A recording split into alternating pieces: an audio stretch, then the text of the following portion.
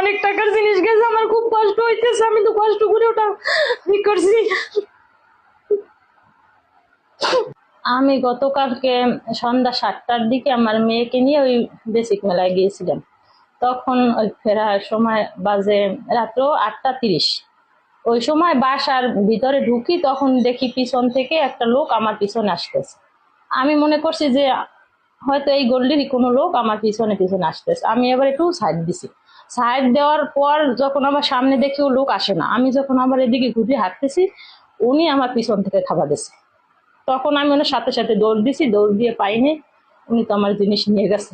কিন্তু আমাদের দেশের দেখেন আইন ব্যবস্থা কেমন, আমরা বাসা থেকেই বেরোইতে পারতেছি না। সন্ধ্যার সময় তখন 8:30 বাজে, তখন কি অনেক রাত্র হয়েছে। আমার তো অন্য কোনো আঘাতও করতে পারতো সে।